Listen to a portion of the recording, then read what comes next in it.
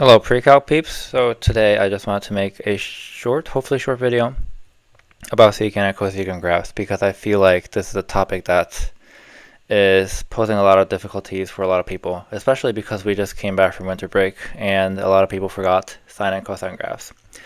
So let's just get right into it. I'm going to start from secant. So if you want to draw a secant graph, which is actually just equal to cosine graph, 1 over cosine x graph. This is something that you need to remember. This is the definition of secant x. So secant x basically is a reciprocal function of cosine x. And you must remember this. If you can't remember this, then you will not be able to graph secant graphs.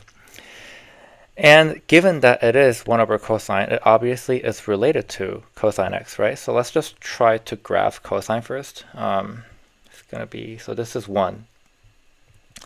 And given that the period is 2 pi, and this is negative 1, so the base graph of cosine looks like this. Doing my best to draw. Okay, yeah, so it will look something like this. And in this case, we know that the max is 1 and the min is negative 1. This is something that stems from unit circles. So hopefully this information is not new to you. And for cosine, 1 over cosine x, which is secant x, there are two things you need to first notice before trying to graph. So the first thing is the midline. The midline for cosine x actually ends up becoming just 0 because that's the midline between the max and min. In the case of secant x, the midline is actually going to be the same thing as cosine x. So you can think of midline in the context of secant x as the middle point between the peak and the bottom. And what I mean by peak and the bottom, I will discuss very shortly. And let's think about this equation in general. If you have secant x, which is equal to 1 over cosine, then if you recall stuff from rational functions, we know that the denominator can't be equal to 0. So if the denominator is equal to 0, then we call that the asymptotes. And when are cosine x equal to 0? Well, that stems from unit circle again. So unit circle says that these are the values.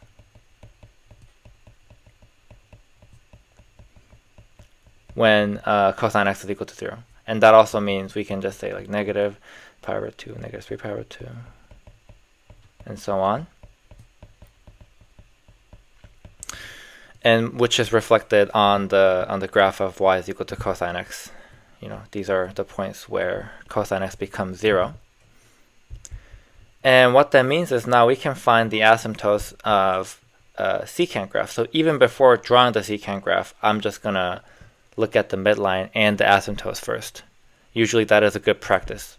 The reason why is, if you want to graph these graphs, just like what we did with the rational functions, you must first have an idea of the boundaries of these kind of graphs.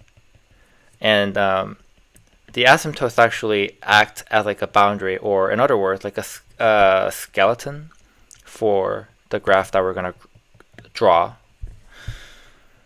So in this case, I've indicated all the asymptotes. In this case, it's pi over 2, 3 pi over 2, negative pi over 2, negative 3 pi over 2.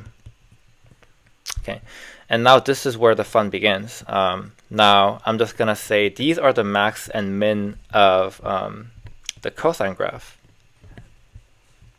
What ends up happening is if you actually end up plugging in cosine values with respect to the x values and 1 over cosine, you see that as cosine decreases, for instance, like as it goes down, this value will like go up. I don't know, like 1.1 and 1.2 1.2 something, 1.3 something, and like it just goes up. So as this decreases, the 1 over cosine value actually increases. It ends up increasing, which makes sense because it's a reciprocal function. Reciprocal means you are flipping the value of the numerator and the denominator. So it should make sense that, you know, cosine x is decreasing, then that means 1 over cosine is increasing. So the reason why I bring this up is that's the reason why the graph is going to look like this. It's going to go upwards, but it never touches the asymptote. Never touches the asymptote, because the definition of asymptote is that it actually approaches the asymptote infinitely closely, but it never crosses that asymptote. So that would be why.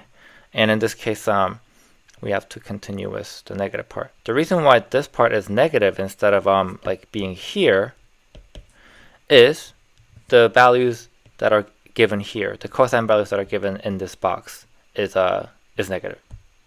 So if it's a 1 over negative value, it's supposed to be negative as well. Okay, and then we can continue with the rest. Like this. This.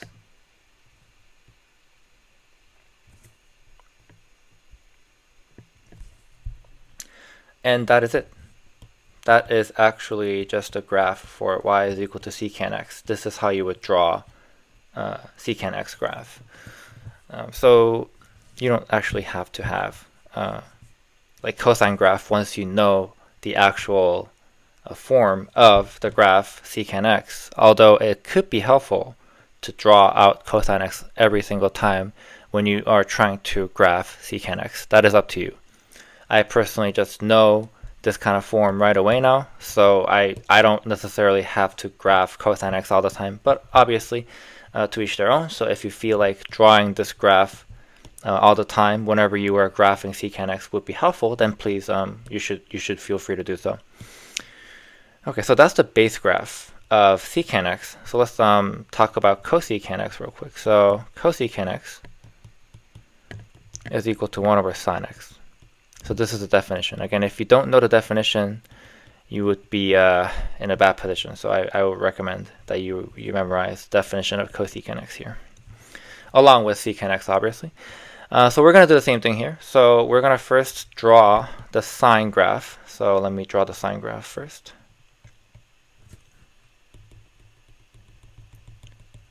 So recall that for sine and cosine, the max and min are respectively 1 and -1. So it's going to be like here, like here.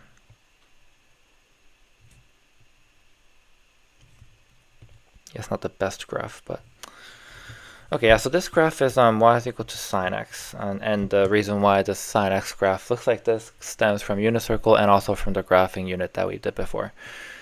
And now I'm going to do the exact same thing that we did before. So we looked at the asymptotes first, and then looked at the midline, and then tried to draw from there. So in this case, the midline is also, again, just 0, right? Because midline is here. That's the midline for both the sine graph and the cosecant graph. Because for the cosecant graph, the midline is supposed to be in between the bottom and the peak. Oh, I actually forgot to mention, yeah. This is what I mean by peak, and this is what I mean by bottom. Right, because these are the points where we can actually see that it intersects with the sine graphs, and they're respectively max and min of their own part of the graph. So that's what I meant by peak and bottom. I will also use this terminology called starting point. Starting point basically means it starts to branch out with respect to this point, like this, you know. So that's why I use the word starting point. You could also, some people also say it's an intersecting point because you can see that they intersect with the actual cosine graph at those points. But yeah, that's what I mean when I say that. And let's come back to sine graph now. So if we look at the sine graph, and if we look at 1 over sine x, then again, we're looking at the denominator, and this can't be 0 for rational functions. So what that means is we're looking at values where sine x would be equal to 0, and that would be the values of asymptotes. So asymptotes happen when sine x is equal to 0. Okay. When is sine x equal to 0? This is based on the unit circle again. So if you look at the unit circle, it will tell you that it is 0 at 0, pi, 2 pi, 3 pi, dot, dot, dot. Also, that means negative pi, negative 2 pi, negative 3 pi, dot, dot, dot. So those are the asymptotes. And I'm going to indicate the asymptotes on this graph.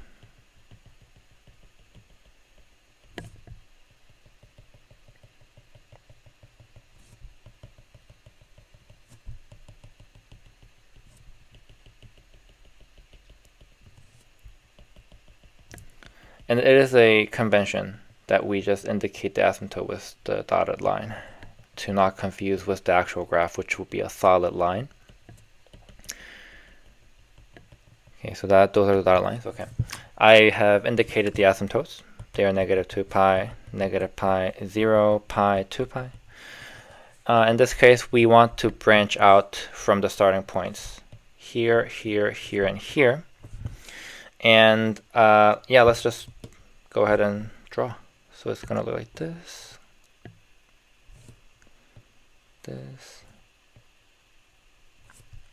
like this, and like this. Notice how the graph actually never crosses the asymptote. That is because the definition of asymptote is that the graph cannot actually intersect. So you should be careful when you're graphing. The graph can never intersect the asymptote. And that is going to be y is equal to cosecant x. Yeah. So two things I want to note. The first thing is the values of cosecant and secant actually goes infinitely, like positive, both positive and negative direction. So that's why you can just draw this like arrow. You don't have to necessarily, but like it just indicates that it goes infinitely. And the second part is, what do you think what the period might be for this graph actually? So period, what is the period for both secant x and cosecant x? And recall the definition of period. The period means like how long does it take to go through one cycle? Or in other words, how long does it take for it to come back to its point, or like value. So what I mean by this is, for instance, the reason why we know the sine graph's period is 2 pi is that we are looking at this point, for instance, where it's 0, and looking at this point where it's 0 again, and it's taking 2 pi to reach that point. And you might be thinking, well, doesn't it reach 0 here? So shouldn't the period be pi? That is incorrect because of two reasons. So the first reason is, in this point right here, it is increasing, and in this point it's decreasing. So that's why it doesn't work. And this is the point where it reaches 0 and increases at the same time. And another reason is, if you look at the unit circle, if you recall the unit circle, I mean, you will recall that it has to go through the entire circle, which is 2 pi. So that's why the period is 2 pi actually. But anyway, so that is not the main part of the video. I'll just leave that point here for now. And in the same reasoning, we would just have to look at the period with respect to the distance between the starting points. So we don't want to look at this distance necessarily. We want to look at this distance, the distance between two starting points of positive parts or the negative part. So in this case, let's look at this distance. So you see that this part is pi over 2 and this part is negative 3 pi over 2, right? So the distance would be pi over 2 minus 3 pi over 2, which in this case becomes pi over 2 and double negative is positive. So it's 3 pi over 2, which is equal to 4 pi over 2, which ends up equaling 2 pi. So the period for both secant and cosecant x would be 2 pi. And the reason is, again, if you look at this point right here and this point, they are the points where the values will repeat, and the distance between those two is, as we calculated, 2 pi right here. So that would be why. Okay, so these two are the base form for secant and cosecant respectively. So this is cosecant, and this is secant. And you might be thinking something about these two graphs, as in like they look pretty similar. Like it looks almost as if someone just kind of like pushed one to the left or right, and you would be correct, because actually if you end up horizontally shifting one graph by pi over 2, then it becomes the other graph. It's a little bit hard to demonstrate that with respect to these two graphs that I have separately, but I would highly encourage you to go to desmos.com, my favorite website, and this entire one of my favorite websites in the entire internet, to actually just graph secant x and cosecant x and find out for yourself, and convince yourself that actually the distance between the starting points of secant x and cosecant x is pi over 2. So that's one interesting property of these two graphs. And so this is enough for this video, so I'll stop here. And then the next video, I'm going to discuss how we can manipulate these graphs. So for instance, like how can we graph something like 2 secant 2x minus pi over 2 plus 1, something like this. In the next video, I will cover that. So hope to see you there.